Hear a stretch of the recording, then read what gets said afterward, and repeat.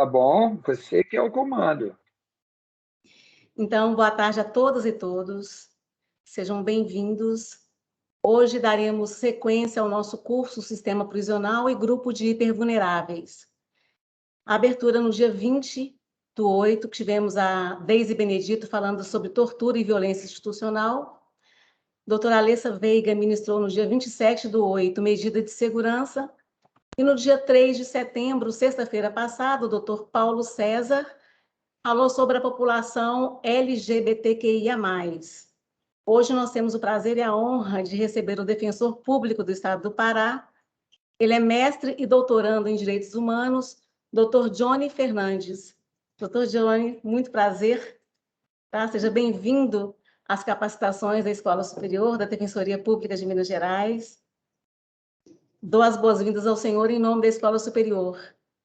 E hoje a doutora Neuza está em uma reunião externa, não pôde comparecer, tá? Mas em nome da Escola Superior, seja muito bem-vindo. Obrigado, Kátia. Eu já posso iniciar? Como é que é, Kátia? Me explica. Doutor, a palavra já está com o senhor, tá? Pode dar início. Eu só queria dar um recadinho para quem está assistindo. Vocês poderão fazer as perguntas no meio da palestra. O doutor Johnny vai responder todas as perguntas, tá? Só usar a ferramentazinha da mãozinha, levanta a mãozinha, que a gente libera o microfone, você faz a pergunta e o doutor Johnny responde. Tá ok? Isso aí você está ajudando nisso, Kátia, para eu poder. Quando você só tem uma tela, aí fica complexo, porque toma conta de tudo. Então, aí você me ajuda só para eu ir organizando. Tá Vamos ok, lá. doutor. Gratidão, primeiro, ao convite da Defensoria de Minas, da Escola Superior. Foi feito através da minha querida amiga Alissa e da Kátia, desse auxílio aqui. Então, como a Kátia falou, vocês fiquem bem à vontade de não me deixarem me sentir num momento de solidão total.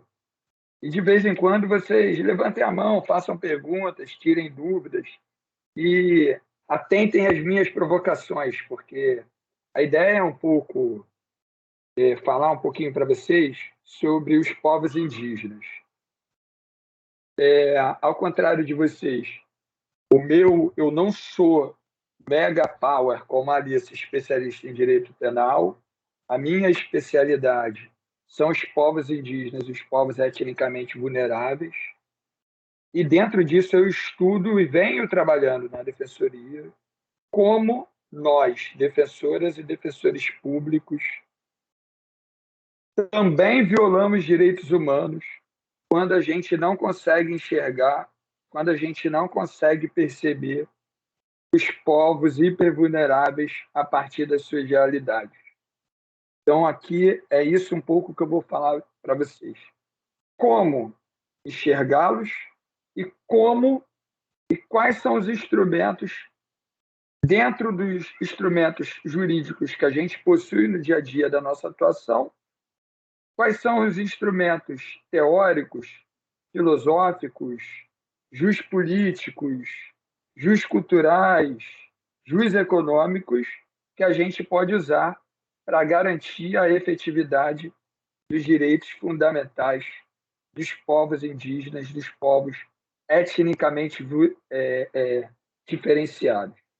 Então, vocês só me permitem aqui que eu vou passar a apresentação aqui para vocês. Então, vamos lá. Meu nome é Johnny, como já falaram. O tema é sobre a questão dos povos indígenas. E eu fiz questão de iniciar o meu primeiro slide com vocês, com a Defensoria Pública de Minas, com o cartaz de vocês, porque eu acho significativo isso. É um cartaz geral, mas é um cartaz que traz uma visão para a gente importante, que a gente precisa ter para olhar os povos indígenas, ou, na verdade, desconstruir, que é a visão de que os povos indígenas, de uma certa forma, todos os grupos vulneráveis invisibilizados, mas os povos indígenas, por uma questão histórica, vai sobrepor, vai vivenciar, vai estar presente na vida deles, na verdade, uma ideia de assimilação e de cooptação, que impede, muitas das vezes, que a gente entenda os povos indígenas a partir da cultura deles e da racionalidade jurídica deles. Então, o que a gente vai conversar? Eu mandei para a Kátia um temário que ela vai passar para vocês, e depois eu vou passar alguns documentos, alguns textos, algumas petições, alguns modelos de petições que a gente já fez, alguns casos que a gente vem atuando, outros colegas também. O que nós vamos conversar? Primeira coisa que eu vou falar um pouco para vocês, eu vou me apresentar e vou falar qual é o meu lugar de fala. Depois, no segundo momento, quando a gente falar um pouco das racionalidades jurídicas, a gente vai entender um pouco o porquê disso, o que são essas racionalidades jurídicas. Num terceiro momento, eu vou trazer para vocês a categoria povos indígenas. A gente, enquanto defensores e defensoras públicas, além dessa parte prática que a gente exerce, de qual é o remédio jurídico, qual é a ação que nós vamos entrar, se eu vou utilizar uma liberdade provisória, habeas corpus, tá. Mas eu também preciso compreender a categoria que eu estou lidando. A categoria que nós vamos falar hoje é os povos indígenas. E a gente precisa entender que categoria é essa. Depois, eu vou trazer um pouco para vocês a diferença entre o que é o direito indigenista e o direito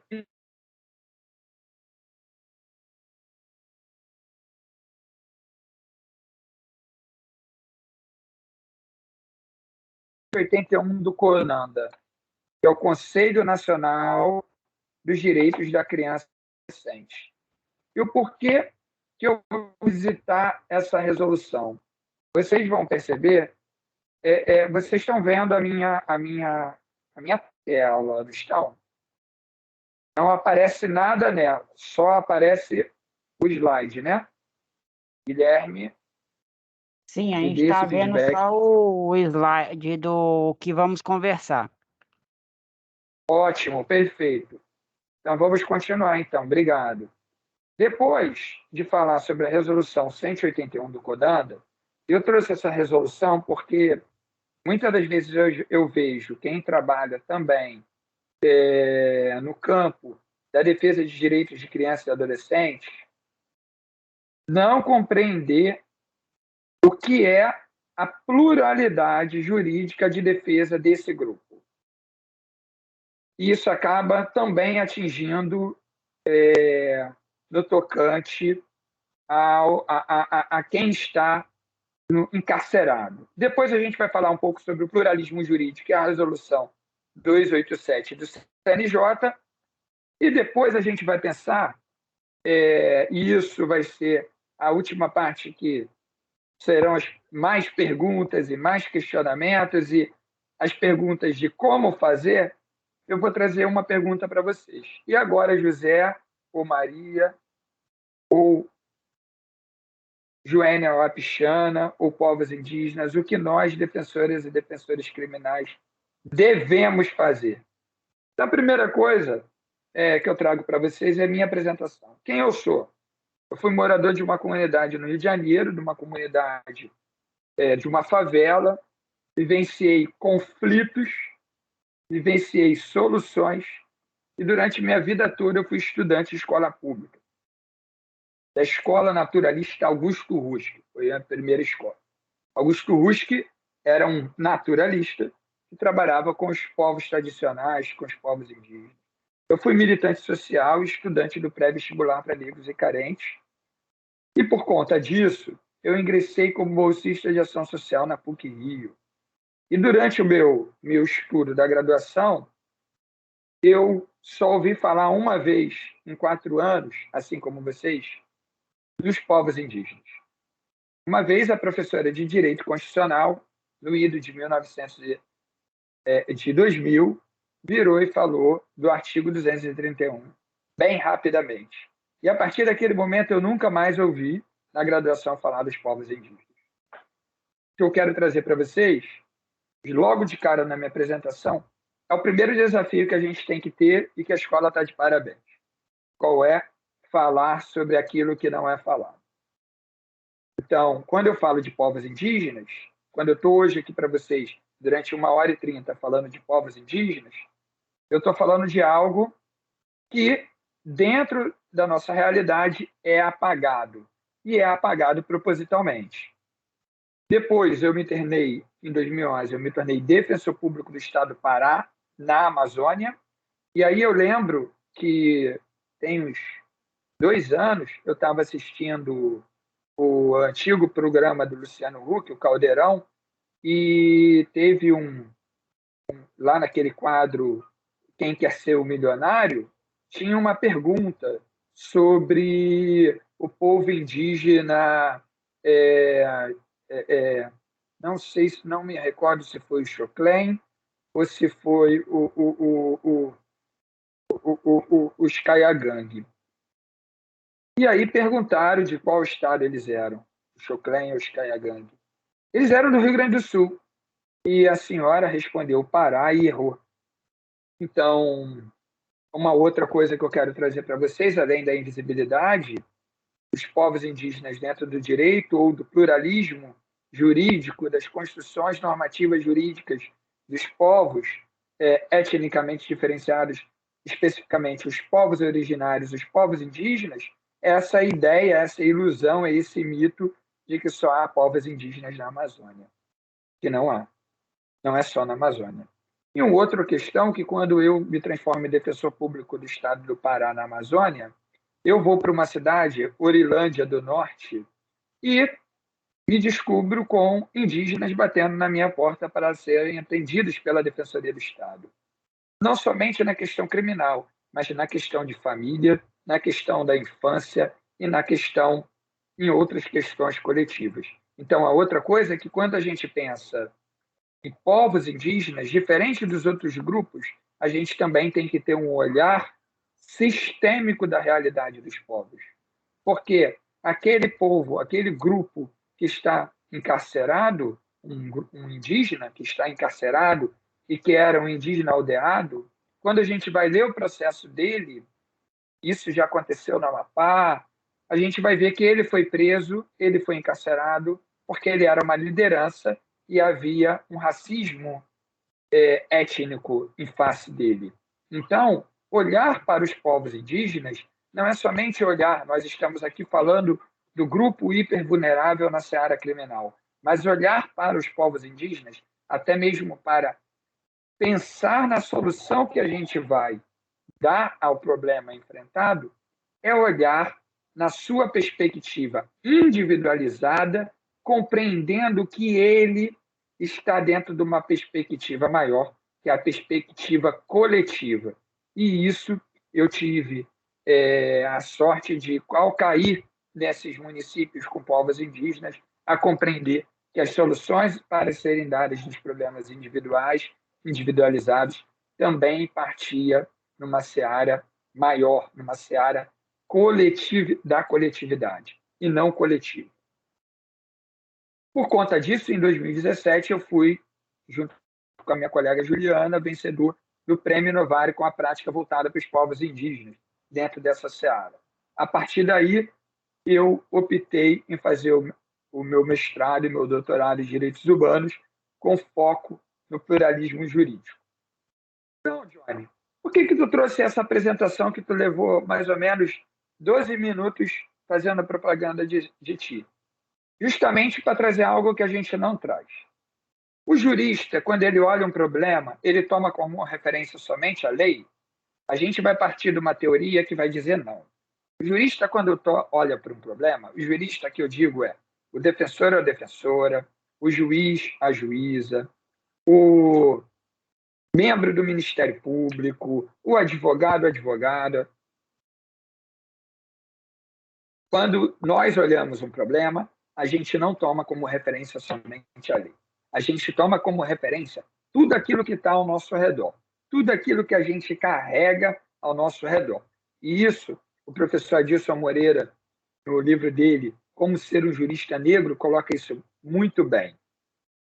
A gente precisa olhar todos os conflitos e também, principalmente, na verdade, a solução que a gente vai dar para esses conflitos a partir do quê? A partir das nossas referências e das buscas que a gente faz dentro de algo maior, que é a busca pela efetividade e pela garantia dos direitos humanos. Lembrando que, quando falamos de direitos humanos, devemos sempre ter atenção de que os humanos são compostos por uma pluralidade de grupos que detêm uma pluralidade de organizações sociais, que detêm uma pluralidade de organizações culturais e detêm também uma pluralidade de organizações jurídicas. Então, quando eu encontro com alguém que está encarcerado, a primeira coisa que eu tenho que fazer ao identificá-lo e ao ver que o mesmo é um membro de um grupo indígena é perguntar: o porquê que você esteve aqui? O porquê que você chegou aqui? É tentar entender quem é ele, qual é a estrutura jurídica, qual é a organização social e cultural daquele povo. Então, quando o jurista olha para um problema, ele precisa levar em conta outras referências, outras questões que outrora eram ditas que poluíam, estragavam e colocavam o direito de uma forma impura. Mas não é isso. E, para isso, a gente vai ter que pensar nas racionalidades jurídicas. Duas racionalidades jurídicas estão em conflito. A primeira, a racionalidade de cunho liberal. A outra, a racionalidade de aspecto plural. E aí, a gente é levado a um questionamento. A necessidade de fazer uma leitura plural das normas jurídicas positivas. Será que, quando eu leio o Código Penal, quando eu leio, mesmo com as reservas que são colocadas na interpretação, eu consigo fazer uma leitura dessas normas jurídicas positivas a partir de uma leitura plural?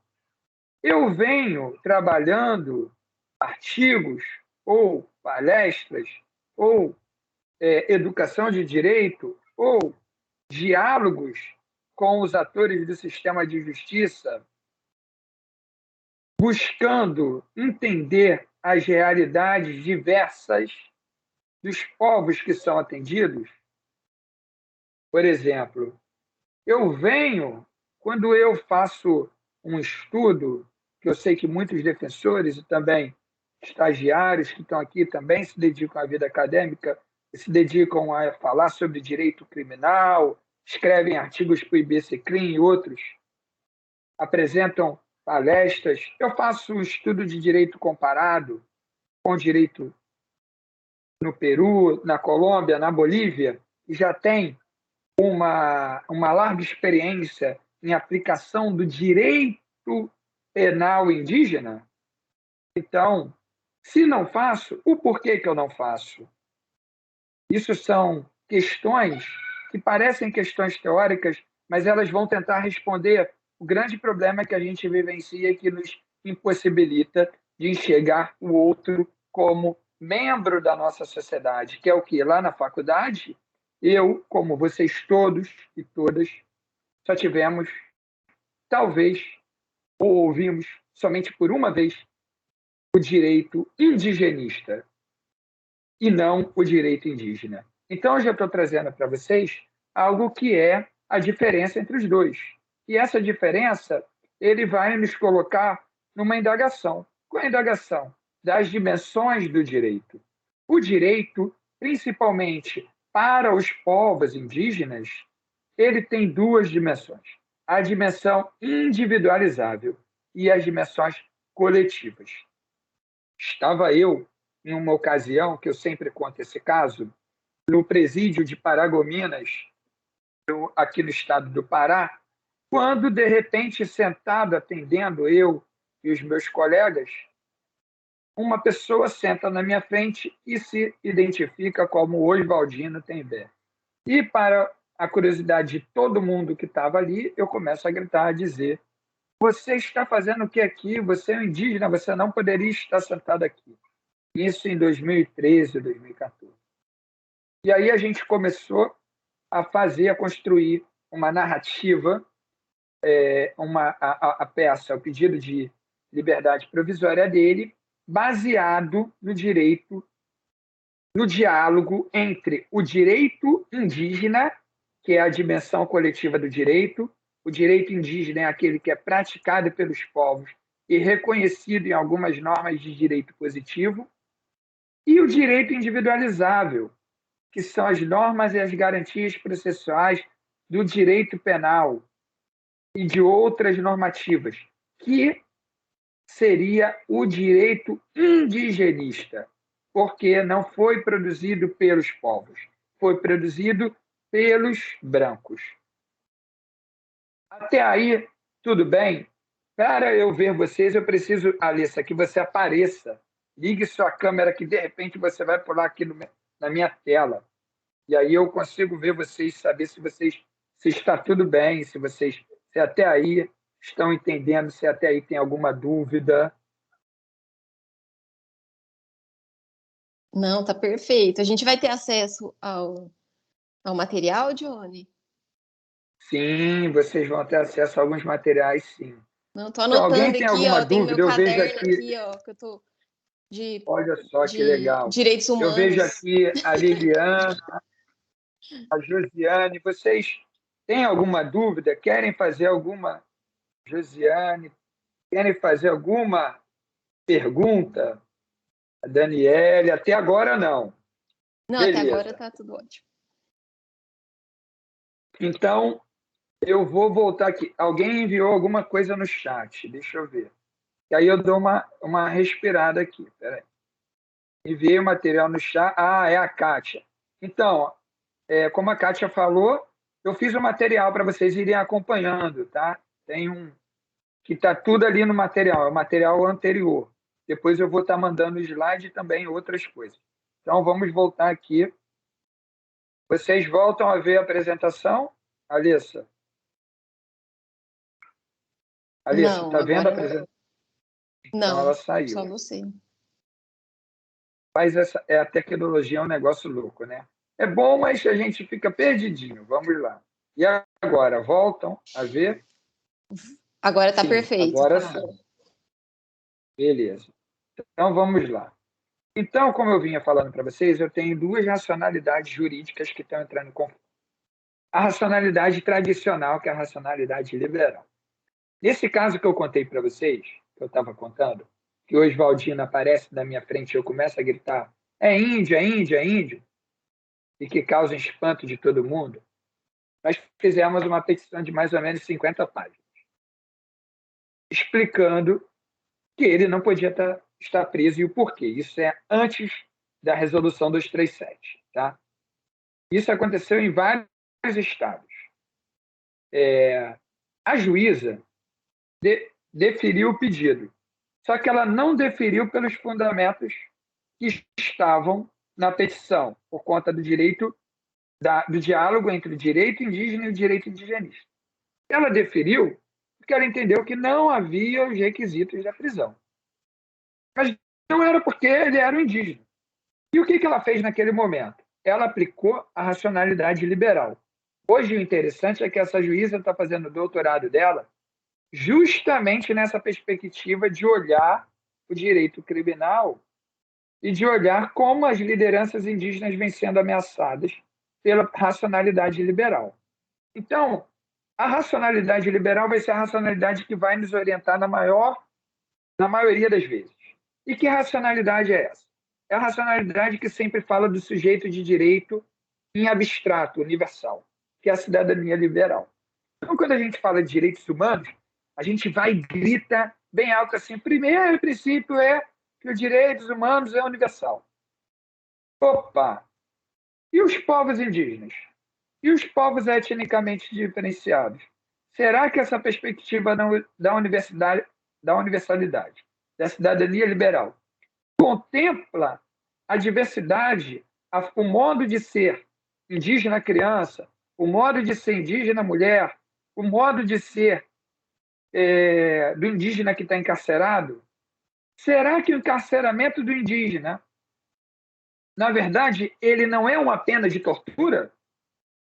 Quando eu encarcero o indígena da etnia Guarani Kaiowá, que isso também é outra coisa que eu vou falar para vocês, da etnia Xoclen, é do mesmo jeito, eles têm a mesma visão que os Munduruku, que os Kayapó, que os Axaninca.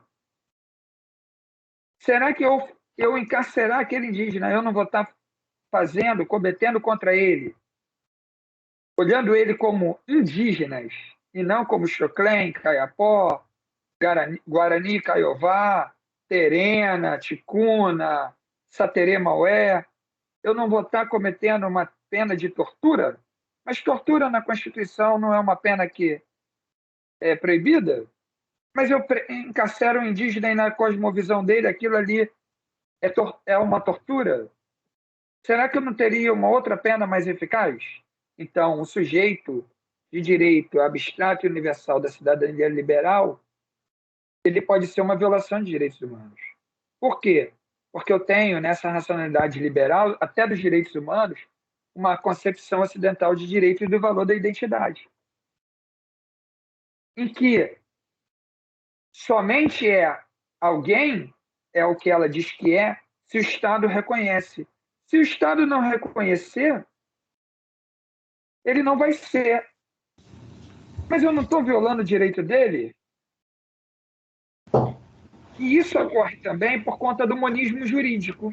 Eu acho que tem alguém com o microfone ligado. Me ajuda aí, Alice, descobre aí. E vê. E aí é importante também a gente entender que essa racionalidade liberal cria um outro problema para a gente. Qual é? O problema do monismo jurídico, de que a gente acha que a única lei é aquela lei que vem do Estado.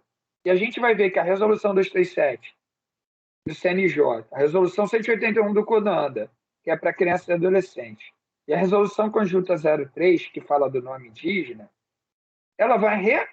vão ser as primeiras resoluções que a gente vai ter que vai considerar a existência de uma pluralidade jurídica e dar a leitura dessa pluralidade ao nosso sistema positivo. Então, ela vai quebrar com aquela visão do Kelsen, que tanto me incomoda, de que o direito é uma ciência pura e que não olha para outras ciências. Para que a gente, enquanto defensor ou defensora na seara criminal com povos indígenas, venha resolver o problema deles, a gente tem que deixar Kelsen bem guardadinho, porque ele vai só prejudicar. Por quê?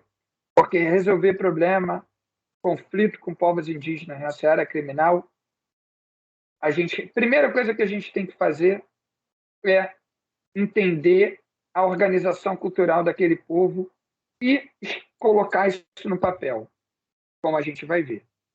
Outra coisa é que essa racionalidade liberal que eu estou tentando desconstruir ou começar esse processo, que vocês já iniciaram, ela carrega uma dicotomia que me deixa muito triste, que é aquela dicotomia entre o desenvolvido e o civilizado. De um lado eu tenho o desenvolvido, o civilizado, e do outro o subdesenvolvido, o bárbaro. Estava eu, Alice, um dia, eu e minha esposa fomos andar, isso antes da pandemia, encontramos um casal de amigos muito queridos, e aí uma pessoa que estava com eles virou e falou assim, poxa, porque viu minha pulseira, viu a minha esposa com uns presentes que a gente ganha, e falou, eu queria conhecer os povos indígenas, mas eu queria conhecer índio de verdade. Aí eu fiz uma cara, a educação, né, gente, índio de verdade. Aí cheguei uma vez no juiz, falei, excelência, tem um índio aí preso, parará. Opa, mas ele não é relativamente incapaz. Eu só aplico essas coisas de índio pelo Estatuto do Índio para o relativamente incapaz. Estava eu uma vez, Alice, há muito tempo, numa aula de direito penal com um professor muito querido, e ele estava falando sobre os silvícolas. Depois da Constituição de 88, falava ele sobre os silvícolas.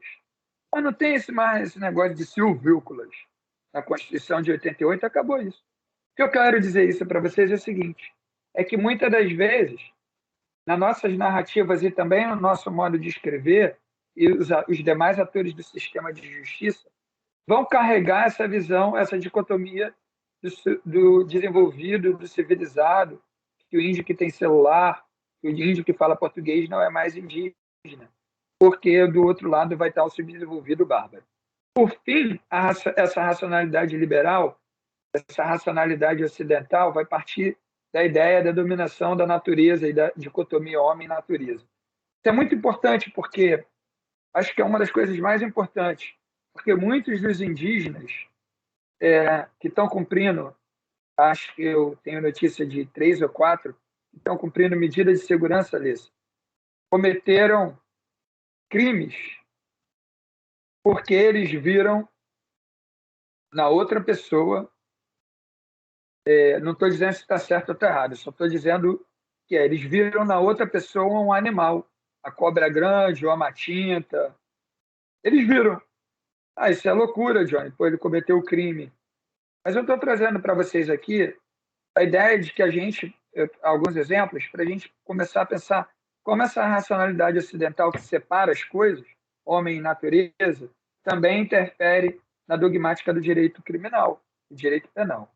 Do outro lado vai estar a racionalidade emancipatória, que é a racionalidade que vai permitir a gente interpretar as leis e construir as nossas narrativas jurídicas e também as nossas narrativas teóricas para influenciar os juristas que vão decidir, é a racionalidade emancipatória. Nessa racionalidade, que é o que a Alessa, vocês estão fazendo aqui nesse curso. Esse curso já é um exemplo dessa racionalidade, porque ele pega o sujeito concreto, histórico, com identidade diversa, a cidadania plural, a cidadania indígena, a cidadania racial, e vai falar de direito criminal a partir de direito penal, de execução penal, de medida de segurança, a partir da realidade do sujeito concreto. Dessas pessoas que têm identidades próprias e históricas. Isso é importante. A partir daí, a gente também vai pensar nessa concepção pluralista do direito, onde a gente vai considerar outras racionalidades. Depois, a gente vai pensar no diálogo intercultural. Como é que a gente vem utilizando, por exemplo, as jurisprudências da Corte Interamericana nas nossas petições?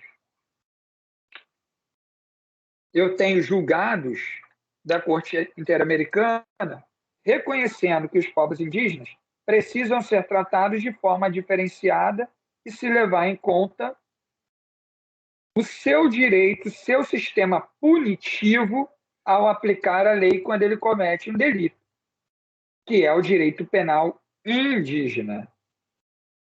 E ele me traz, essas normativas me trazem parâmetros para realizar esse diálogo intercultural. Eu tenho conseguido fazer isso porque isso vai partir da concepção de periferia, da ideia da dupla colonialidade do poder. Eu uso teorias criminais europeias, mas não uso teorias criminais que estão sendo desenvolvidas na América Latina. Eu também, nessa racionalidade emancipatória, incorporo diferentes contextos físicos e simbólicos, onde eu percebo as diversas temporalidades. Uma coisa que aconteceu legal, Alessa, um indígena que estava urbano e sempre vai para a aldeia dele, foi preso. E aí não deixavam a irmã conversar com ele, nada. Então ela mandou a comida e mandou um bilhete explicando o que a gente ia fazer, né? As medidas que estavam sendo tomadas. E mandou um bilhete na língua tembé. E aí o policial falou assim: você está fazendo esse bilhete, não pode, porque não tem português, coisa e tal. E aí ele simplesmente tomou a termo, disse que não ia deixar o bilhete entrar porque estava numa língua estranha que ele não conhecia. Aí ela chegou com aquilo lá, indignada, com muita raiva, e falando. Aí eu falei assim: ele te deu isso? Ela falou: deu. Rapaz,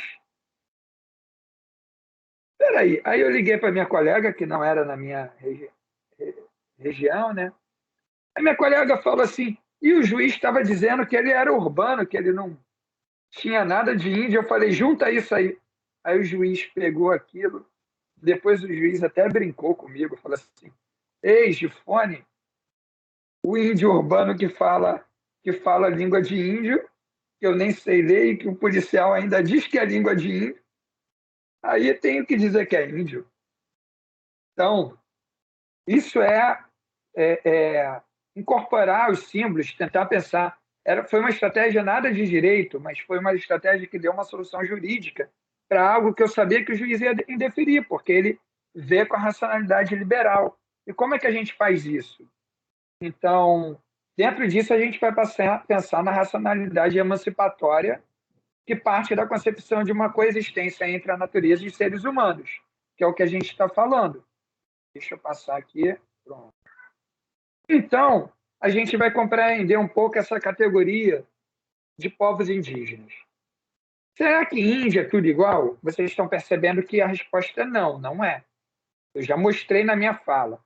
E certamente, porque vocês também vivenciaram a mesma coisa que eu, ouviram falar sobre essa questão uma vez e agora, por causa da questão do marco temporal,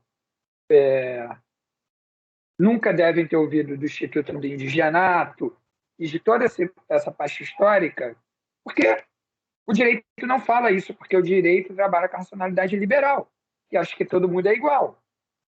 Até as normas pensam isso.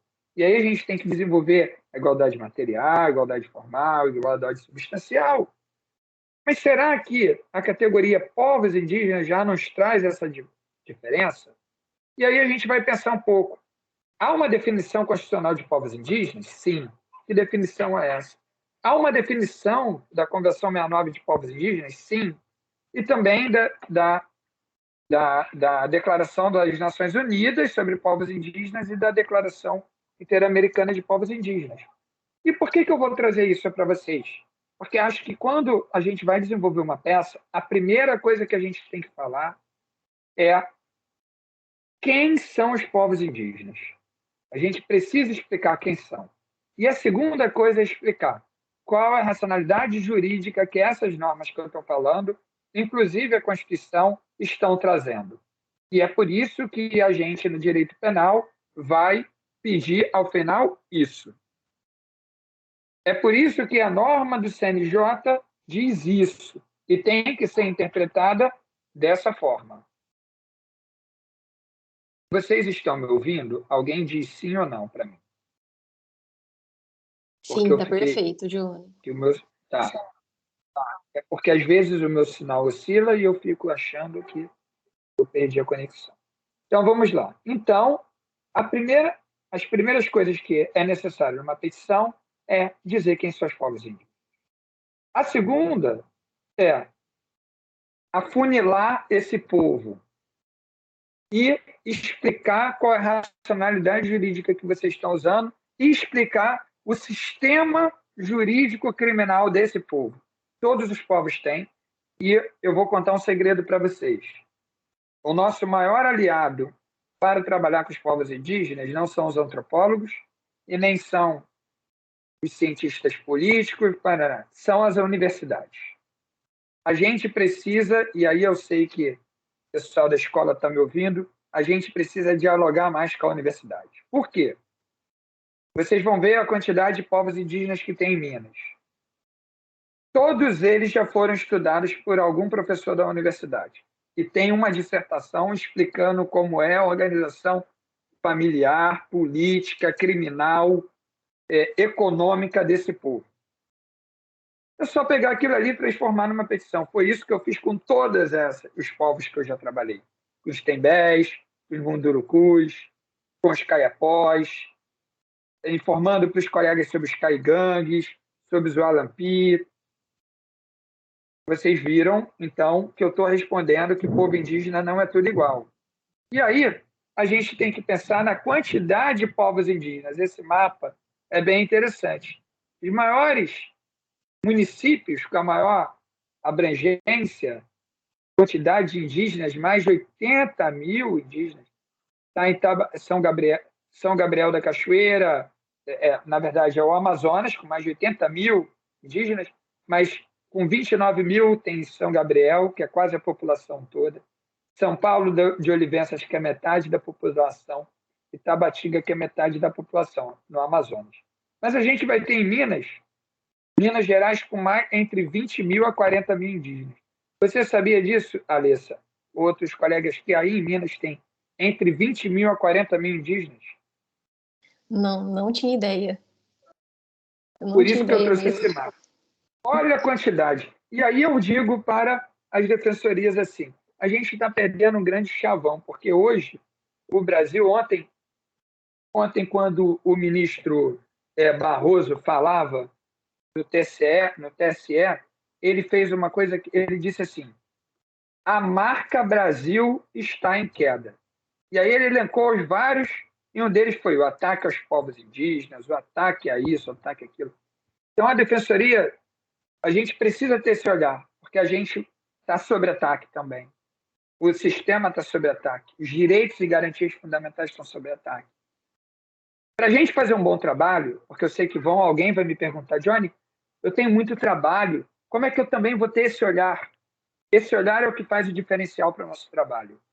Porque eu tenho certeza que vocês que trabalham no direito penal, eu já ouvi muitas vezes e causa uma indignação quando alguém diz assim, defensoria, só defende bandido. E a gente vai explicar que a gente defende o quê? A gente defende que as pessoas não sejam torturadas, que elas não tenham seus direitos fundamentais violados, que pode ser de qualquer um. E o que eu estou mostrando para vocês também é que a gente precisa também ter esse marketing, essa coisa que não é legal assim de falar, mas é de mostrar também que a gente faz um trabalho com os grupos que são olhados de outras formas e que as pessoas acham que não estão sofrendo, encarcerados. Vocês têm entre 20 mil e 40 mil. Certamente deve ter no mínimo 5 mil indígenas encarcerados ou em situação de vulnerabilidade criminal, que eu também falo das indígenas crianças ou indígenas adolescentes. E aí a gente vai pensar um pouco aqui em Minas. Não sei se vocês já identificaram Minas aqui de Rosinha, que tem 4 povos: o povo Krenak, o povo Macaxali, e o povo Pataxó e o povo Xacriabá. Esses povos que estão em Minas são extremamente... Opa, não era isso. Vamos voltar. Eles são extremamente massacrados. A gente tem o Krenak, tem uma história muito triste, que é a do Sanatório Krenak. Durante a ditadura militar, na região deles, criaram um sanatório onde prendiam todos os indígenas que eram contrários ao regime militar. E foram muitos. E prendiam os mesmos como se eles tivessem cumprido medida de segurança, Alissa. Então, eu tenho também os Macaxali, os Pataxó e Xacriabá. Quando eu tenho um indígena, eu acho que ele é indígena. Não, na verdade, ele é Krenak, no caso de vocês, Macaxali, Pataxó, Xacriabá. O povo que ele representa, ele vai ter uma história, e é por isso que eu trouxe esse mapa, um saber e ações próprias. Ele vai ter uma lei, um sistema jurídico de vida, de organização social, política e criminal, e que a gente desconhece. Pois bem, a Constituição vai falar sobre os povos indígenas, e ela vai falar no artigo 231 que são reconhecidos aos índios sua organização cultural, organização social, costumes, línguas, crenças, tradições e os direitos originários. Vocês lembram que eu falei lá no início, há 40 minutos atrás, que a gente, na racionalidade emancipatória, a gente não trabalha com a diferença, com a separação entre sociedade pessoas e natureza. Natureza aqui é direitos territoriais. Então, quando eu digo que é reconhecido o direito originário, a organização social e os costumes, que são os fundamentos do sistema jurídico, porque só existe sistema jurídico, porque existe sociedade organizada. E o nosso sistema jurídico reconhece como fundamento, como objetivo principal, o pluralismo e as normas internacionais naquela cláusula aberta dos direitos fundamentais, inclusive como princípio hermenêutico, como o centro de interpretação da norma, quer dizer que eu também estou reconhecendo pelo 231 e aquele grupo que tem uma organização social, costume, língua e crença e tradição também tem uma normativa, também tem leis. E se eu reconheço essa organização social e jurídica na primeira resolução, que é a 03 de 2012, no direito ao nome, e hoje na 237 eu também reconheço no sistema criminal. Então, a gente precisa olhar a primeira norma jurídica que a gente vai colocar na nossa petição é o artigo 231, e essa interpretação conforme que eu estou trazendo para vocês, dentro desse sistema normativo maior dos povos indígenas. Não se preocupem, porque eu tenho alguns materiais sobre isso, inclusive um texto que eu vou mandar para vocês, não está publicado ainda, um texto que eu estou terminando de fazer sobre essa questão aqui, exatamente sobre essa palestra. Porque depois da resolução 237, a gente está tendo muitos colegas terem dificuldades em como entender e como colocar isso no papel, porque isso não é fácil. Então, não fiquem tensas e tensos, porque isso é tenso. E a gente vai ter o artigo 232. Esse, para mim, é o artigo mais importante, porém, vou ser redundante, muito pouco usado. Ele diz que os índios, hoje, e eu não marquei de propósito, os índios, individualmente, hoje, suas comunidades e organizações são partes legítimas para ingressar em juízo em defesa de seus direitos e interesses. E quer dizer o seguinte, que os índios, eles individualmente, as comunidades indígenas sem personalidade jurídica e as organizações que têm personalidade jurídica são legitimadas para ingressar em juízo na defesa de seus interesses. Então, a gente vê muitos colegas, Maurílios, outros falaram do amicus, como é que eles falam esse negócio bonito aí que eu nunca sei ali falar? Amicus Fala curiae? aí para mim. Não, amicus comunitas, amicus, eles estão usando muito no direito, o Maurílio trabalha muito com isso. A pergunta é custos vulneráveis, não é não? Custos vulneráveis, isso mesmo. Custos vulneráveis.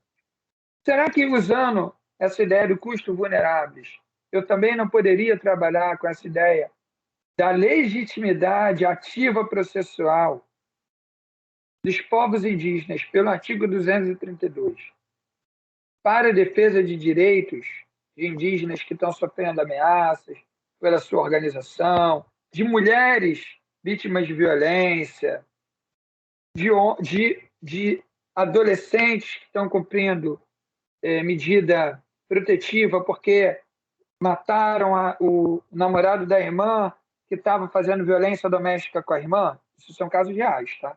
Que aqui é igual aquele programa da tarde, da Sônia Abraão, que minha mãe assistia, casos de família. A gente conta os casos na verdade.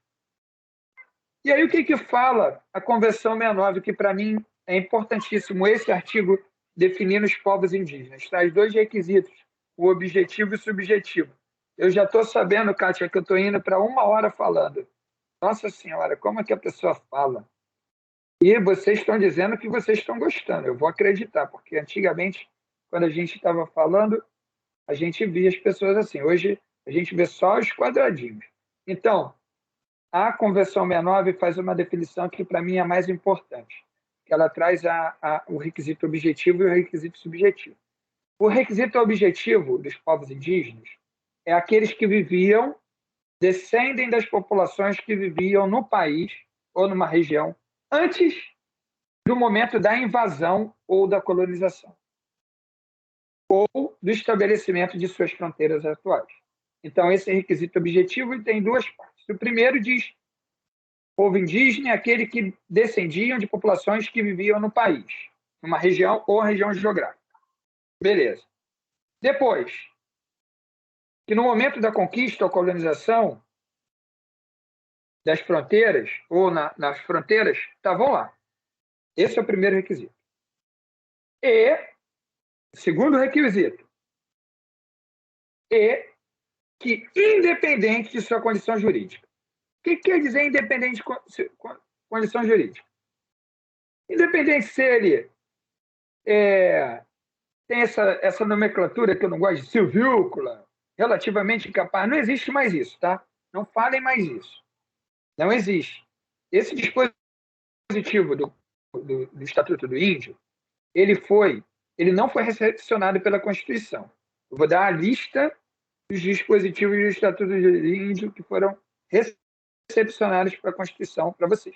Então, quando o magistrado falar isso, tu coloca lá na tua peça, que a gente, quando vai fazer uma petição, normalmente eu fazia isso na cidade pequena. Eu fazia aqueles embargos auriculares no almoço, nos espaços, né, que a gente convive. E aí eu via que a pessoa falava assim, não, só se fosse silvícola. Aí falava bonito a pessoa. Aí eu escrevia na petição, não existe mais silvícola. Isso é coisa diante do século passado. É até uma ofensa você falar silvícola, porque você revela a sua idade, entendeu? Então, não existe mais isso. E a Convenção 69 vai dizer isso, independente da sua condição jurídica. Isso é importante, porque também vai reafirmar o 232 da Constituição e vai reafirmar o que a gente vai criar uma lacuna dentro do sistema penal, porque é uma norma de direito positivo. E aí, o requisito subjetivo. Não basta descender ou independer, coisa e tal. Ele tem que conservar instituição social, conservar instituição econômica, cultural e política, ou todas elas. Uma ou outra, ou todas elas.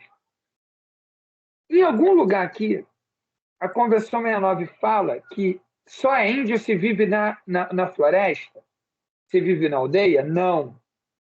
E diz isso por quê?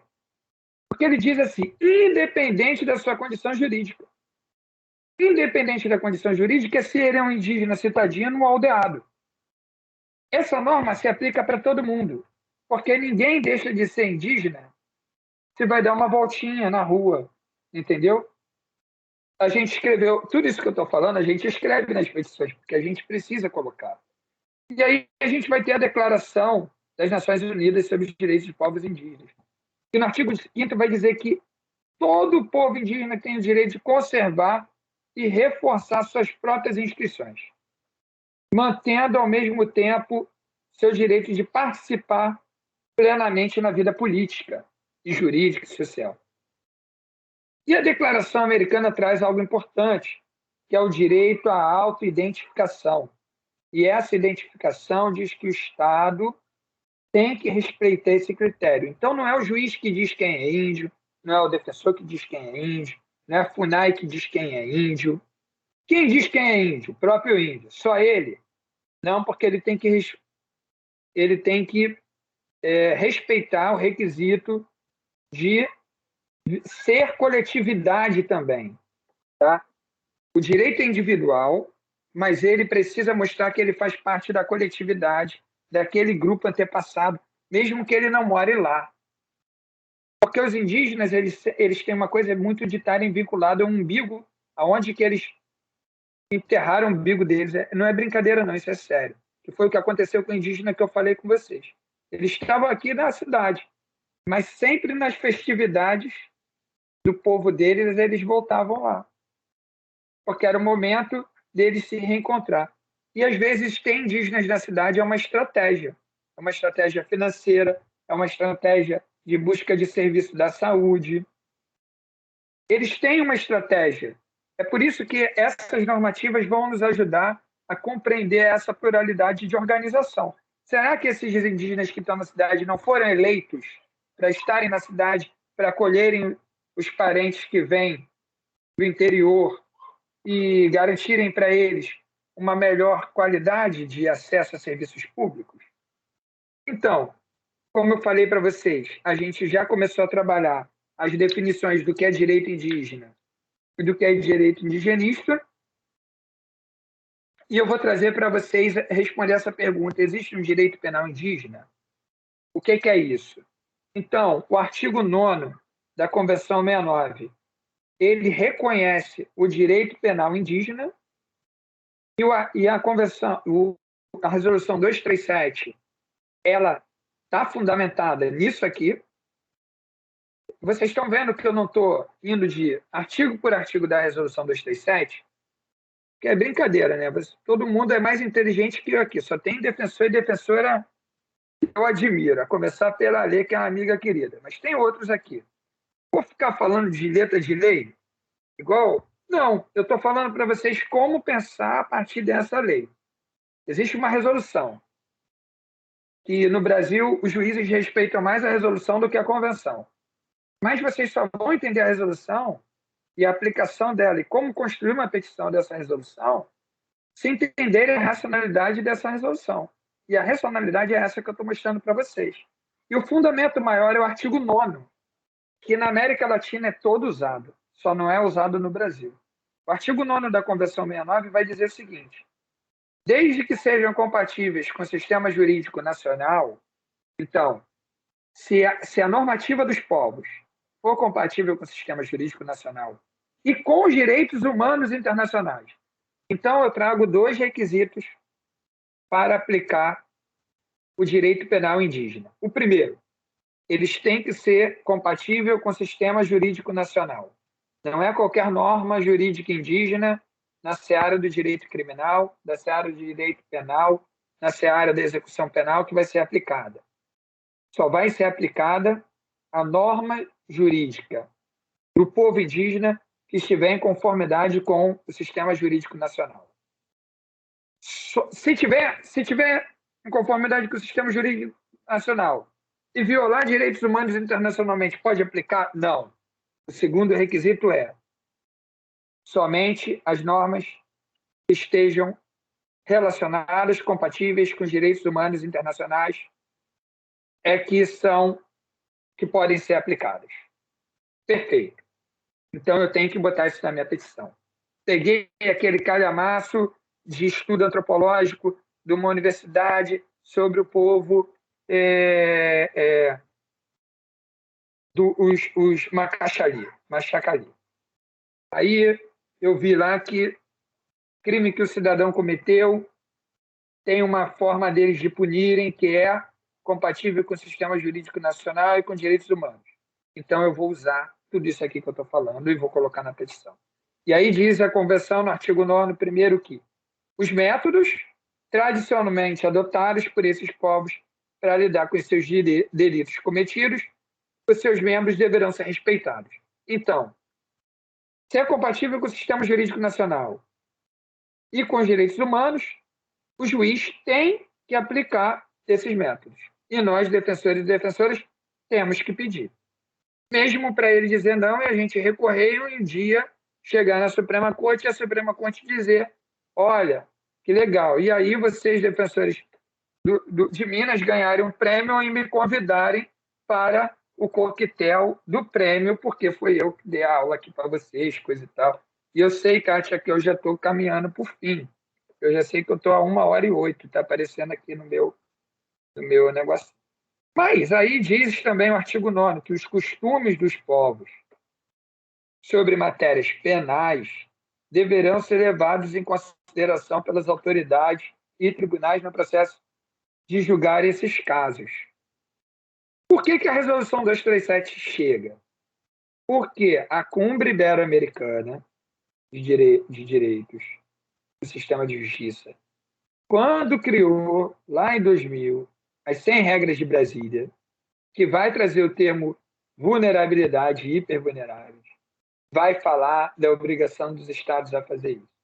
Os encontros do sistema de justiça do Mercosul e das associações interamericanas, seja de defensoria, que é a IDEF, seja da magistratura, do Ministério Público, já vinham cobrando a nível internacional a existência de uma normativa para auxiliar os magistrados, os defensores e os membros do Ministério Público que resolvem sempre indeferir os nossos pedidos, porque eu falo isso para eles, e a gente precisa compreender, depois da Constituição de 88, eu esqueci de falar isso, mas ainda tem tempo, matéria de indígena não é coisa só da Justiça Federal. Matéria de indígena é coisa da Justiça Estadual. Se é uma situação individualizada, ela é da Justiça Estadual. Se é algo coletivizado e que é prestado pela União, é federal. Mas se é prestado pelo governo do Estado e pelo município, é de competência da Justiça Estadual. Inclusive, há pareceres da AGU, que atua no âmbito da FUNAI, dizendo da competência da Defensoria Pública nesses casos. Não da Defensoria da União, da Defensoria dos Estados. E aí a Declaração das Nações Unidas vai trazer um outro conceito muito importante que permeia a Resolução 237, que é o conceito de autodeterminação. Autodeterminação é o direito que esses povos têm, autonomia e autogoverno nas questões relacionadas a seus assuntos internos e locais. Assunto interno é assunto de você punir alguém. Então, isso é muito importante aparecer. O conceito de autodeterminação, que ele está muito forte em toda a Resolução 237, 287. E o fundamento dele é exatamente esse. E aí eu tenho aqui um livro de 2016, do Rafael Queiroz, Renato Queiroz, que é o único autor que ele vai falar, acho até que ele é de Minas aí, que é o único autor que vai falar sobre o direito penal indígena. Os outros autores, ele vai falar em 3 páginas, mas é o único que vai falar. E ele diz que a tendência hoje, isso em 2016, vem sendo reconhecer em detrimento ao direito oficial a autonomia. Por isso que eu trouxe para vocês o direito de autonomia e autodeterminação. Isso é muito importante. E a validade do direito penal indígena. E aí ele diz o que é o direito traduzido nos usos, os costumes e tradições dos povos indígenas. Vocês viram que toda a normativa que eu apresentei para vocês, ela está fundamentada nisso. Nossa! E aí ele traz algumas questões aqui para a gente, que é o quê? Sobre a autonomia do direito penal indígena. E aí ele, naquele tempo, e não é só, hoje não é só isso, ele dizia que seriam as infrações cometidas no território do povo, que poderia recorrer à justiça comum, mas a justiça comum deveria aplicar esses costumes, essas formas de ver, que não seria aplicável em conflito envolvendo não índio. Mas hoje há situações em que você vem percebendo que é possível acontecer com conflito envolvendo não índio, e esse conflito ocorre dentro do território quando é, por exemplo, numa defesa de um direito, ou quando é a legítima defesa, ou também quando esse território, quando o espaço é um território em disputa e que não está reconhecido ainda. E aí ele dizia, em 2016, que não seria aplicável se o delito ocorre fora do território e que o direito penal seria residual. Mas tudo isso, hoje, a resolução vai mostrar diferente. Só que o que é o fundamento de tudo que a gente vai ter que olhar a resolução? É a autonomia e autodeterminação. Mas antes, a gente vai passar rapidamente pela resolução 181 do CONANDA, que é a resolução de criança e adolescente que vem antes. Tá? E essa resolução é interessante por quê? Porque os dois paradigmas que regem a aplicação do direito de criança e adolescente, a proteção integral, Só que a gente tem um problema. A gente acha que criança é tudo igual, que a forma da infância, que é uma construção histórica, é igual, mas não é. E aí a gente se pergunta, nas crianças, quilombolas, indígenas, crianças, Uaral criança, cigana criança, pescador criança, são todos iguais. E aí o Assis, que é um professor, colega meu, que trabalha muito com isso, ele vai dizer que pensar numa proteção plural para a criança, vocês já vão entender o que está falando isso, ela é resultado, essa proteção plural é resultado da análise realizada sobre a importância da compreensão dos modos de construção sociocosmológica da pessoa e do corpo, condição de possibilidade para a adequação dos valores e direitos presentes nos documentos jurídicos, assim como a relativação das formas de se entender a infância. E aí a gente tem que jogar isso aqui para o direito penal. Por quê? São escassas as doutrinas do direito penal ainda sobre a questão indígena, mesmo sobre a tradução do que está escrito na resolução do CNJ, nas resoluções. A resolução que mais tem material sobre entender a utilização de olhares sociológicos, antropológicos, psicológicos, sem diminuir com aquela ideia de relativamente incapaz, mas como pessoa dotada do sujeito de direito, fazendo a interligação com tudo que eu já falei das normativas, é a resolução 181 que nos traz mais parâmetros. Não estou dizendo aqui que é para aplicar analogia, não. Eu estou dizendo aqui que é para a gente, na nossa atividade de influência, e a atividade do defensor não é só fazer petição, é também influenciar nas nossas teses, é também pensar a partir disso. Porque a Alessa vai concordar comigo, do CNJ regulamentar isso, antes de aparecer no DEPEN qualquer coisa sobre índio, a primeira instituição no Brasil a falar num encontro que estabeleceu normativas sobre a atuação das defensoras ou defensores públicos na execução penal, para falar sobre índio, foi a Defensoria Pública. E a gente construiu isso. Então, esse olhar não é um olhar que está pronto. Ele é um olhar que ele está em construção. E quem vai construir isso não é o MP e nem o juiz, seremos nós.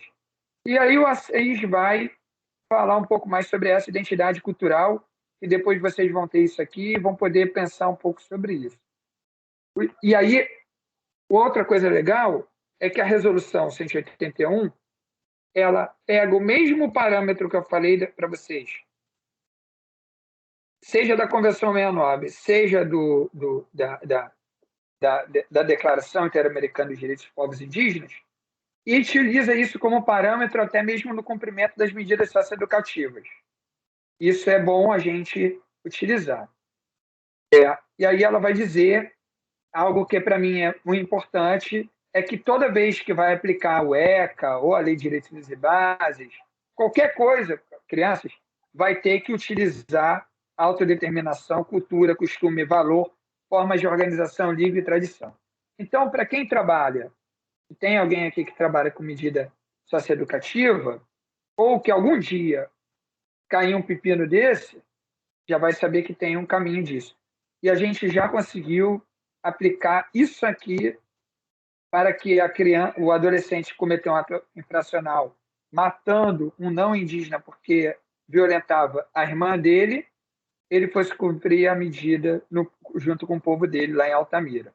Então, a gente tem a Resolução 03 de 2012, que foi a primeira a reconhecer o pluralismo jurídico em regras no campo do nome. E aí eu volto a falar para vocês. Quando eu falo de povo indígena, eu não posso falar de direito penal, de caixinha. O povo indígena, ele vive na ideia da coletividade. E as individualidades são feitas dentro do direito porque nós, brancos, fizemos. Então, a gente precisa olhar para o direito e para os mecanismos que a gente tem a partir dessa cosmovisão deles, que é uma visão de totalidade. E aí a gente chega na Resolução 287, que estabelece procedimentos ao tratamento das pessoas indígenas acusadas, réis, condenadas ou privadas de liberdade. Então, essa resolução, quando eu tiver um indígena, ela é só de 2019. De 2011 até 2019, que foi quando eu entrei na Defensoria, a gente usava as convenções, os tratados, o que a Corte Interamericana falou. Essas interpretações conforme.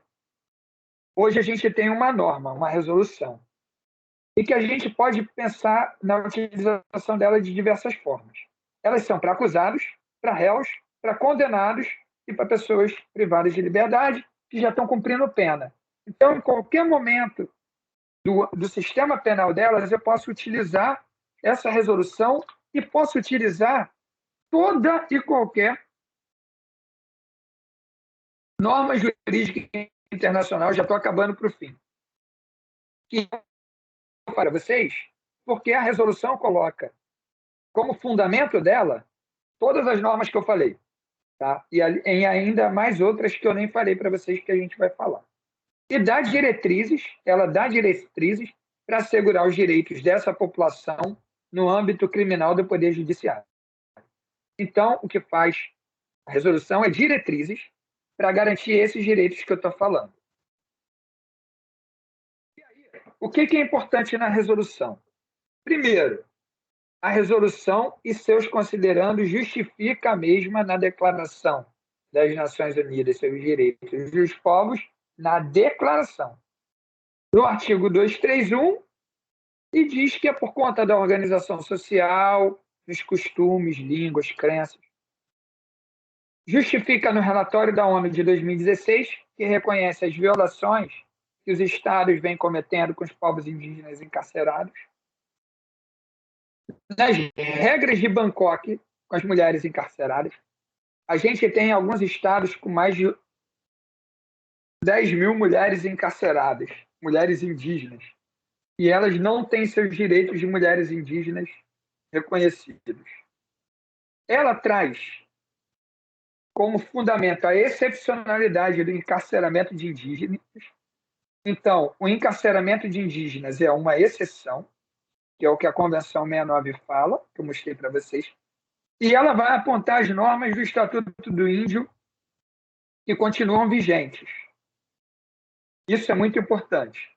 Essa resolução, como a gente já falou, ela vai trazer procedimentos para acusados, réis e condenados, e o muito legal é que ela vai dizer o seguinte, que ela se aplica para todas as pessoas que se identifiquem como indígenas, sejam falantes ou não de português, independente do local de moradia, ou seja, se está morando numa retomada, se está morando na beira da estrada, como os Guarani Kaiowá, se está morando numa terra indígena comprada, se está morando numa lona, mesmo em contexto urbano, em acampamentos, em assentamentos, em terras indígenas regularizadas ou em qualquer etapa.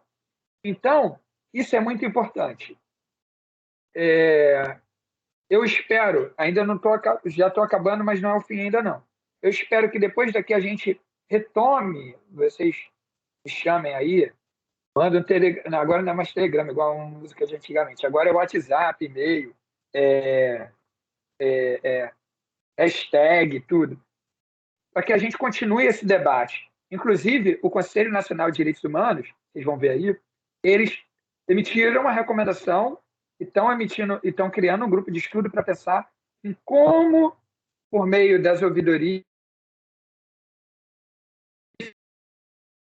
que a gente cumpra isso. Eu falava, talvez não é fazer como a gente cumpra, é fazer como a gente entenda isso. Porque primeiro a gente tem que entender e compreender, porque volto para uma hora atrás que eu falei, a gente só teve 1 minuto de que era direito indígena. Acho que talvez o tempo maior que vocês ouviram falar sobre direito indígena foi essas 1 hora que eu estou aqui, 1h20. Então, Como é que se vai dar esse reconhecimento? Por meio da autodeclaração. Quando vocês estiverem na dúvida, lembrem do que aconteceu comigo. Porque por isso que eu botei esse monte de lápis e um lapisinho se autodeclarando.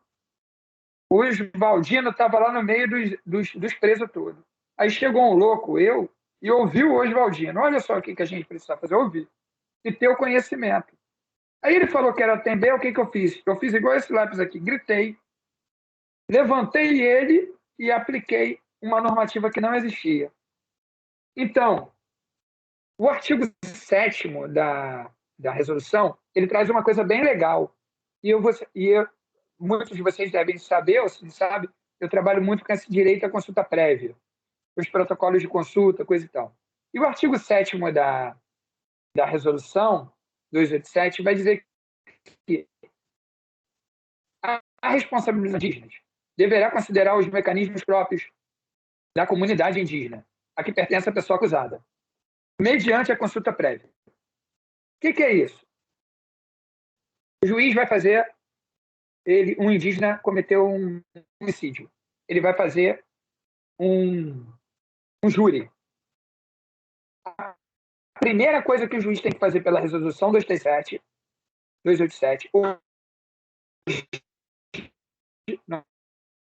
dos povos indígenas, para pensar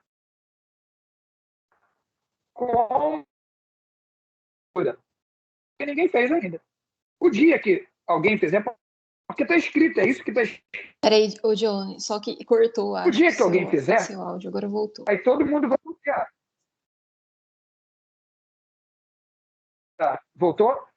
O que eu disse foi o seguinte: tem que considerar os mecanismos próprios da comunidade.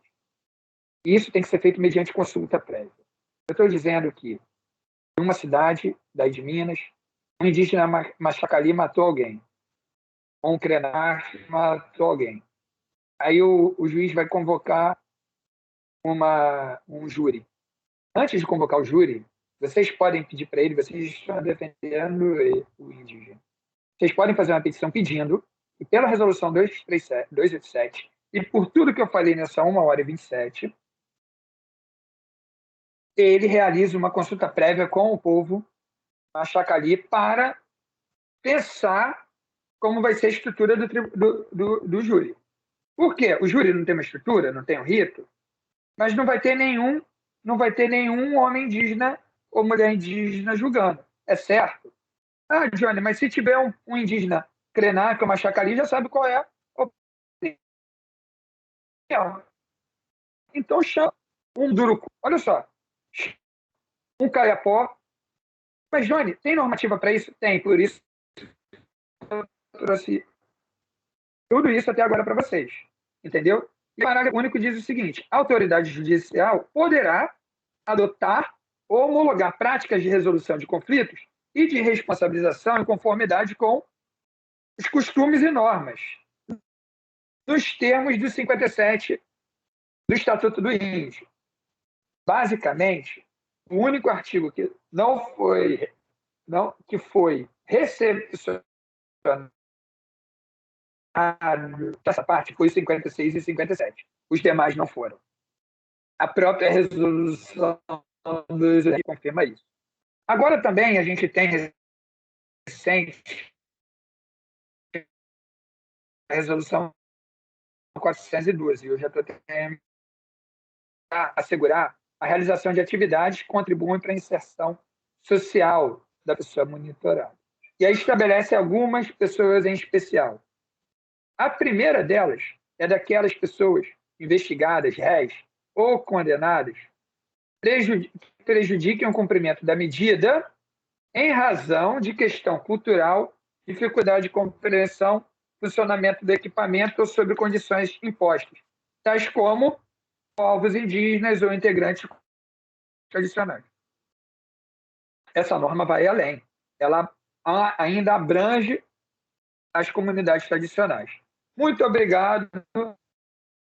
Aqui está meu e-mail, minhas redes sociais, e eu peço desculpa se eu falei algo que vocês não tenha sido muito não tenha ficado entendimento. Mas nós estamos aqui, vocês podem contar comigo, dúvidas, lamúrias, indagações. Muito obrigado mais uma vez. Não estou te ouvindo, não, Alice. Eu não falei, só levantei a mão. Ô, Johnny, só mais um fato aqui do que você estava falando da Convenção 69 da OIT e daquela vez que a gente fez o decreto de indulto e incluiu o indulto para os indígenas sem ouvir os indígenas, sem ouvir nenhum povo indígena quando a gente redigiu esse decreto. Então, assim, realmente a gente precisa aprender muito, né? Muito obrigada por tudo que você falou aqui. E você acha que dá para aplicar essa questão do 287 também, da resolução, nessa questão de ouvir o povo indígena para fazer esse tipo de... Por exemplo, a gente fez um decreto ali pensando que seria bom para o povo indígena sem ouvir a população indígena.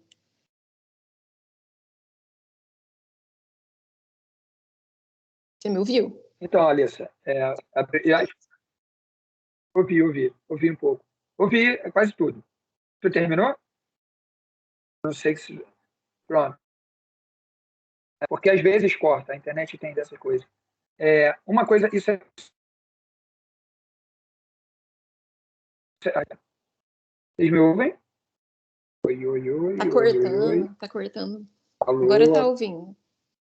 Voltou. Voltou agora?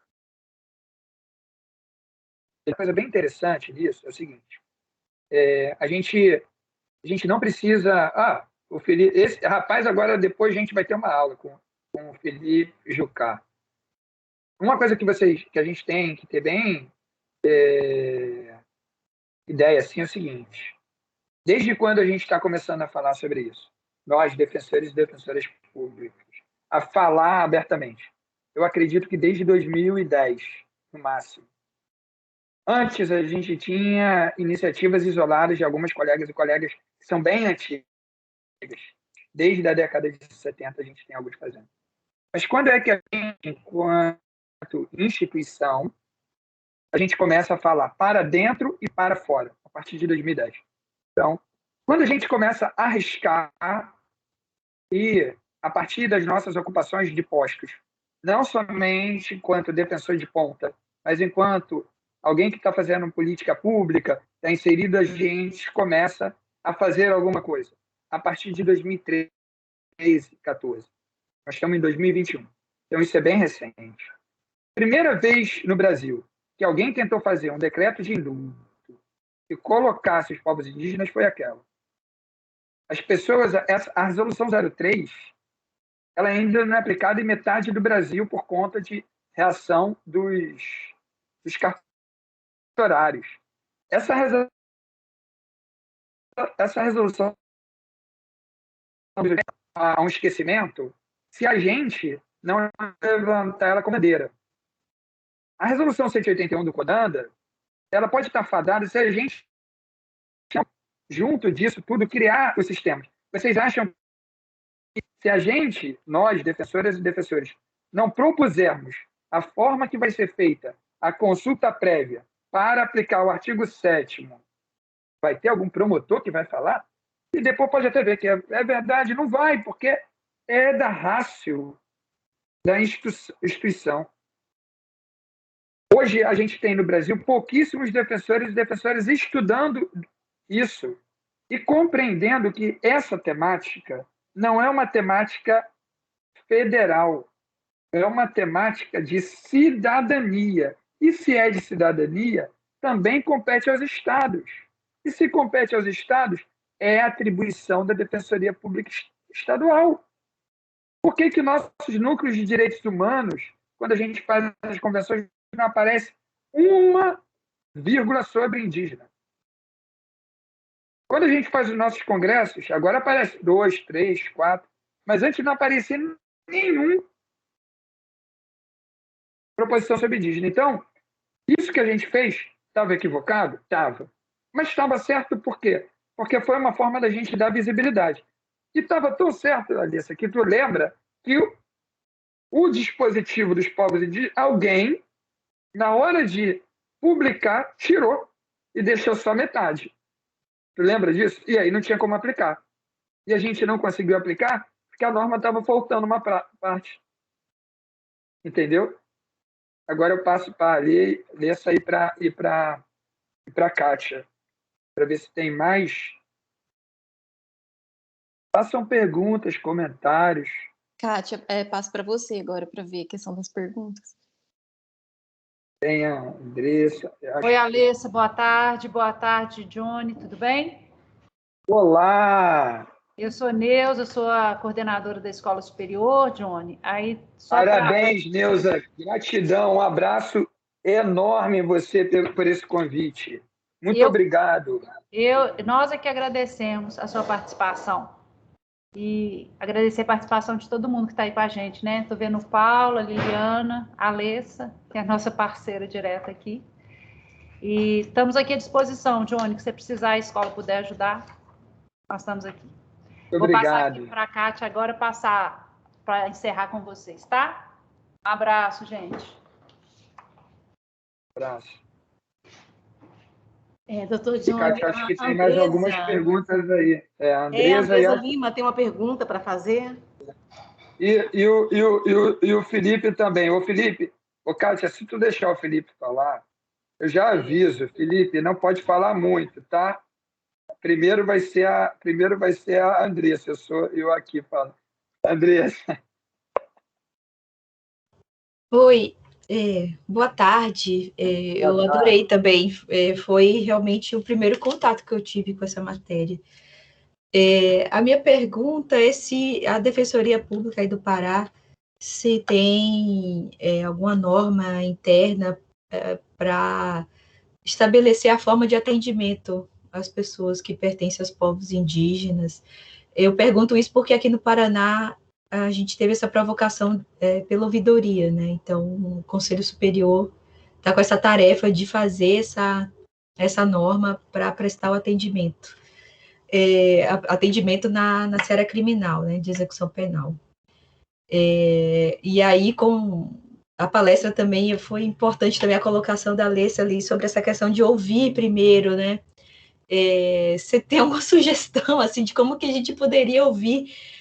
Até fiz uma pesquisa rápida aqui sobre os povos mais que predominam aqui no Paraná, que realmente eu desconhecia durante esses anos de atuação aqui na Defensoria Pública do Paraná. A gente só atendeu 2 pessoas nessa condição, né? 2 pessoas pertencentes a povos indígenas, que a gente saiba, né? Porque agora a gente vai ter que voltar esse olhar, talvez a gente tenha deixado passar essa questão. Mas se você tem alguma sugestão assim, de como que a gente poderia buscar ouvir esses povos e se existe alguma defensoria, você tem conhecimento que já tenha algo parecido, assim, e eu agradeço muito, muito mesmo. Ô, Andresa, eu vou te falar, sua pergunta foi fantástica. A primeira coisa que a gente tem que sempre ficar com isso na mente é essa temática dentro das defensorias estaduais, dentro do Estado do Paraná, do Estado de Minas, da Bahia, do Pará, é nova. Ela deve ter 10 anos. Tá? Já tem defensores fazendo isso? Tem, há muitos anos. Tem a Neila, tem o Mário Printes aqui, a Neila. A primeira defensoria que tem alguma coisa mais estruturada é a do Mato Grosso do Sul, com a Neila. Tá? Ela já fez, tem um núcleo, coisa e tal. A provocação da ouvidoria, te respondendo, aqui no Pará não tem normativa nenhuma. Tá? A primeira, essa provocação da ouvidoria se deve a essa resolução, a essa recomendação, que é a recomendação 14, que está aí no textinho, que a Kátia mandou para algumas pessoas, que vai dizer que as instituições precisam se organizar para pensar em como vai regulamentar esse atendimento na seara criminal. Eu, particularmente, acho que a gente não pode pensar, aqui eu estou falando para pessoas que trabalham com criminal, numa perspectiva criminal somente. Por quê? Dos povos indígenas não vai ter isso, essa divisão.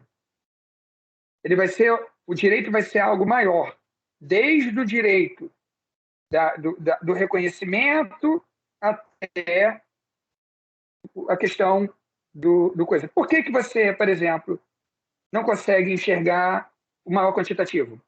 O problema não está nele se identificar, o problema está que no registro de nascimento dele, na documentação dele, não consta o povo dele. E nem o nome dele indígena. Então, tu não vai conseguir identificar, tu não vai conseguir cadastrar, mesmo tendo campo. Por quê? Porque há um racismo por parte das pessoas. Eu fui falando para vocês todos esses conceitos, contando caso. Há um racismo por parte do policial que faz a atividade primária do reconhecimento do crime. Então, a gente também vai ter que fazer um trabalho de educação em direitos. Para regulamentar isso, a gente vai ter que fazer um trabalho de educação em direitos. Porque será que os povos indígenas vão saber que eles têm direito a isso? As lideranças, o CIM, as organizações, a gente tem condições sozinho de segurar toda a estrutura que seria para compreender? Não. Eu sei que na hora que o Felipe for falar, ele em 2 minutos vai colocar essas indagações, que a gente precisa também se fortalecer disso. E aí a minha sugestão para vocês do criminal é o quê, Alessa? E também para a escola. Por que vocês, no âmbito da comissão que vocês têm, vocês não criam um grupo para estudar e esse entendimento? Tipo, não é todo mundo, tirar. A Andressa, eu já vi que se interessou. O outro, então vamos estudar isso. Vamos estudar em como fazer. Vamos fazer junto. Por que fica fazendo a defensoria tal? Por que a gente não estuda e monta isso? Vamos montar algo que a gente pode fazer para consultar os povos. Vamos pensar aqui, numa estrutura de documento para consultar os povos. Em como conversar, porque a consulta tem que ser do modo deles. Em como a gente chama as organizações de Minas, do Paraná, que estão fazendo os protocolos, estão acompanhando as comunidades indígenas, construindo os protocolos autônomos de consulta e consentimento, e a gente não pede para eles trabalharem também na construção desses protocolos, a colocação das normas de direito penal. Aí, Andressa, a resposta à sua pergunta é essa. A gente só vai conseguir resolver, fazer essa consulta, fazer então, a Câmara de Minas. Aí vocês... Mas o meu telefone para os defensores, todo mundo sabe. Eu gosto de falar, porque eu acho que se a gente não falar, a gente é tão esculachado com as coisas, a defensoria. Ninguém fala que é a defensoria que conseguiu isso. Todo mundo fala que foi a MP. A gente que consegue a metade das coisas. Então, a gente que é defensoria na veia, assim, a gente tem que ter esse comprometimento, entendeu? Então, uma coisa que eu falo é, vamos dialogar com a sociedade civil. Andressa, a ouvidoria fez essa proposta. Volta com a coisa para a ouvidoria, diz, ouvidor, vamos fazer uma roda de conversa com a Terra de Direitos, com o Observatório de Protocolos, com o professor Marés, com fulano, com ciclano, para colocar nos protocolos que estão sendo feitos aí com os povos indígenas do Paraná, colocar isso. Aí a Alessa chega, o pessoal que dá, os defensores que dão aula na Dom Helder, nas outras universidades, vamos chamar os movimentos para a gente falar para o pessoal que fez o protocolo lá do povo Krenak, para colocar essa questão criminal, que é o que eu venho falando, entendeu? É um pouco isso, Andressa, que eu tenho de sugestão. Mas eu me coloco à disposição para a gente estar conversando e a gente estar pensando isso juntos e juntas. Tá? Agora, eu não sei se tem mais alguma questão. Muito obrigada. O Felipe já fez a pergunta, né? Isso. Não fez ainda não. Alguém está abrindo alguma coisa aí para compartilhar? Não sei. Apareceu, não. É a Lígia Oliveira.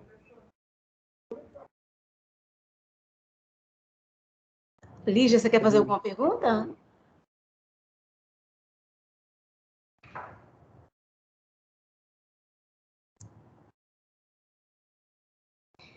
Eu acho que nós não temos mais perguntas, então, doutor Johnny.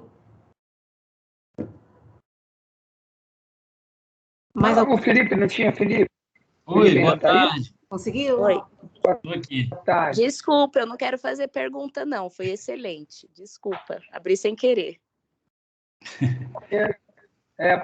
Porque ainda está aqui como se fosse compartilhar, Lígia. Boa tarde. Eu O vou Felipe fazer aí, grande Felipe. Pode, meu irmão. comentários bem breves. Tudo bem, Johnny? A gente se conheceu numa mesa aí também discutindo assuntos acadêmicos, né, de interesse de povos e comunidades tradicionais. Eu sou Felipe Jucá, sou advogado desde 2011, eu atuo aqui no Amazonas, né? E desde então, desde o começo da advocacia, eu tenho feito defesas de pessoas indígenas em juízo, né? E depois eu fui, de alguns anos, depois de 6 anos, para ser mais preciso, vivendo em São Gabriel da Cachoeira, que é a cidade mais indígena do Brasil, essas questões me levaram ao mestrado em antropologia social, né? Cheio de perguntas na mente, e agora eu sou doutorando no programa de antropologia aqui na UFAM, né, na Universidade Federal do Amazonas. Quando eu terminei o mestrado, eu pude participar da confecção da Resolução 287 de 2019, né, em conjunto com o Programa das Nações Unidas para o Desenvolvimento e o Conselho Nacional de Justiça. Importante ressaltar também, eu cheguei um pouco atrasado na palestra do Johnny, eu não sei se ele chegou a citar o manual da resolução, né, mas existe um manual que aprofunda aquilo que a resolução traz, né? Recentemente, eu apresentei um artigo, um paper, melhor dizendo, no Encontro Nacional de Antropologia e Direito da USP. E lá eu estava discutindo justamente aquilo que o Johnny trouxe, né, na fala dele, que são categorias obsoletas sendo usadas pelo Poder Judiciário ainda hoje, né, como justificativa para negar os direitos indígenas. Então, juízes e desembargadores aqui no Amazonas têm usado integrado, civilizado, aculturado, para colocar a resolução de fora, né? E negar os direitos desses indígenas. Então, eu acho que a gente tem que promover uma ruptura também, pensando estrategicamente, em mudar essa jurisprudência, né? Que está aí, dizem que é pacífica, né? Nas decisões eles colocam que o entendimento é pacificado, mas não é bem assim, né?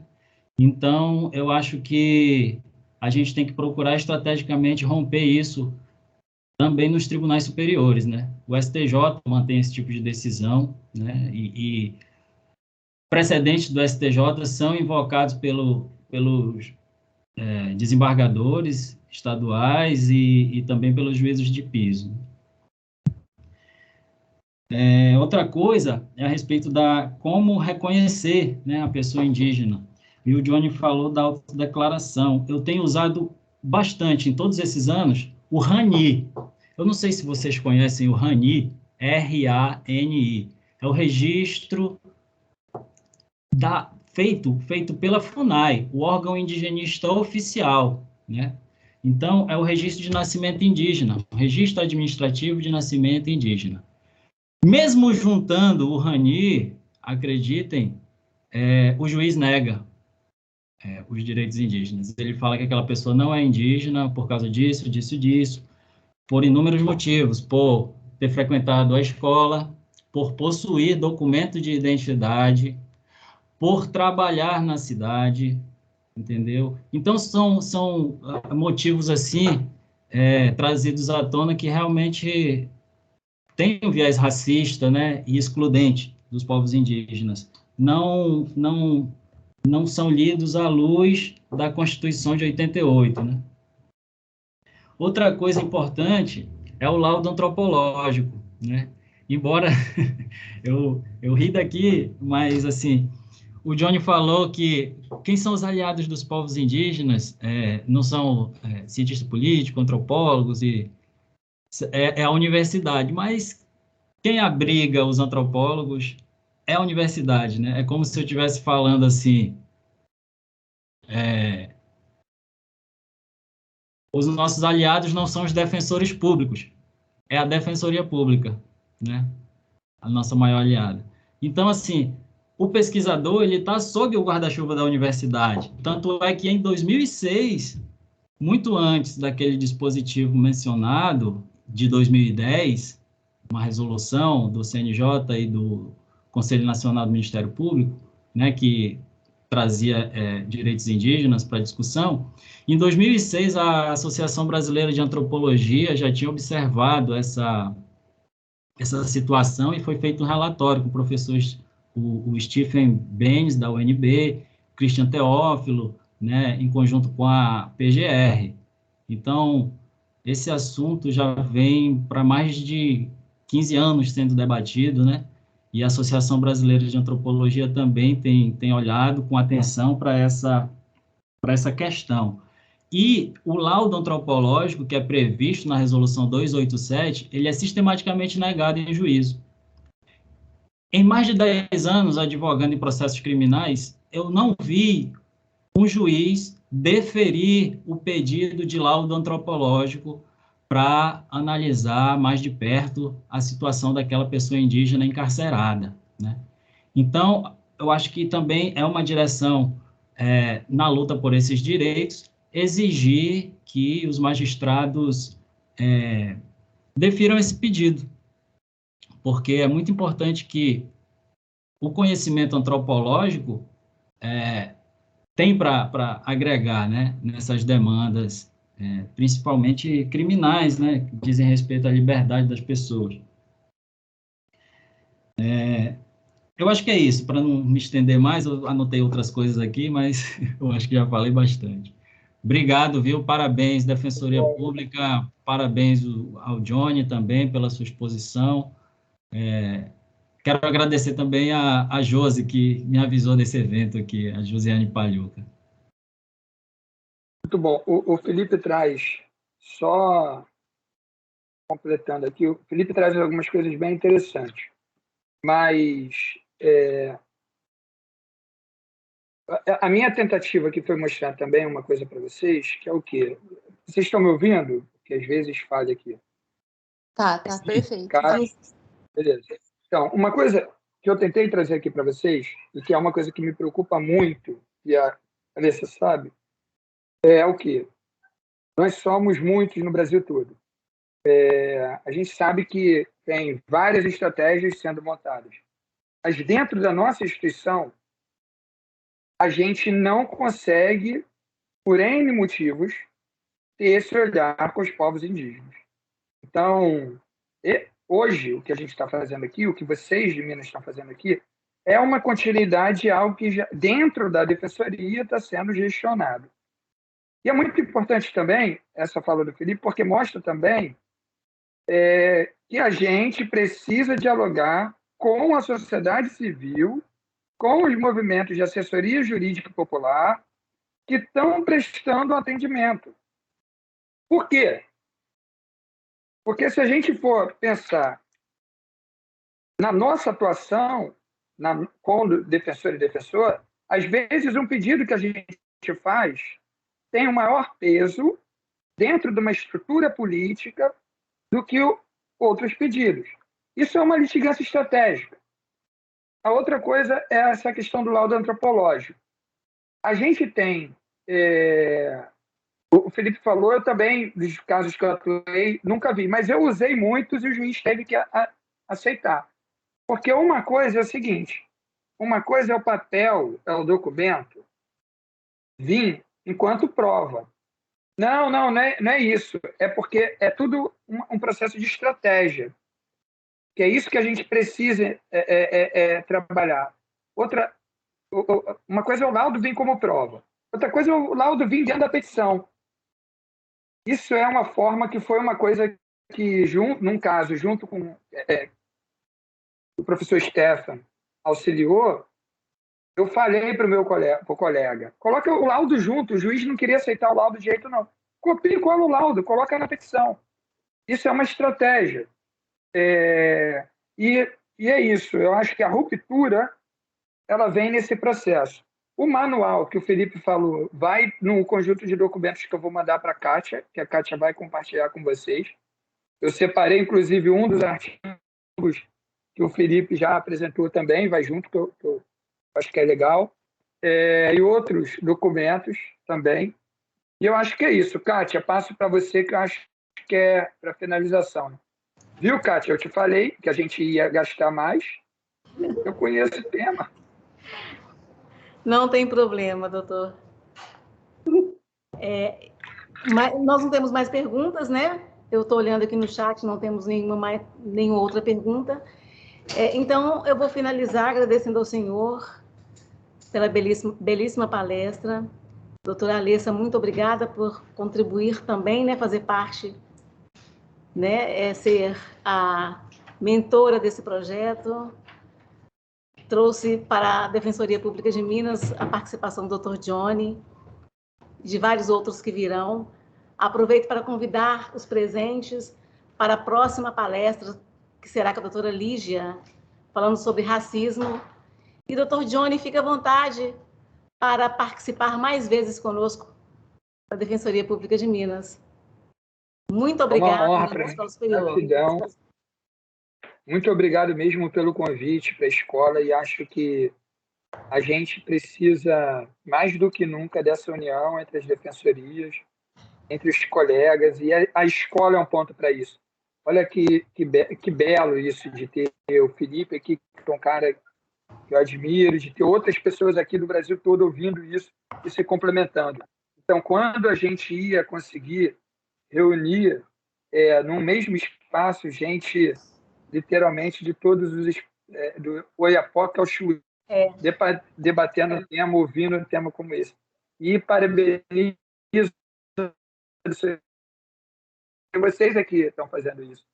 Então, eu acho que esse momento ele se fortifique, se dê outros momentos, outros frutos para a gente discutir essa temática e mostrar que os povos indígenas precisam da atenção da Defensoria enquanto instituição, e que isso não pode ser uma tarefa de um defensor, de outra defensora. Não, precisa ser algo institucional. Gratidão e gratidão a cada uma e cada um que aguentaram eu falando aqui, a gente essa conversa. Muito obrigado. Carinho especial.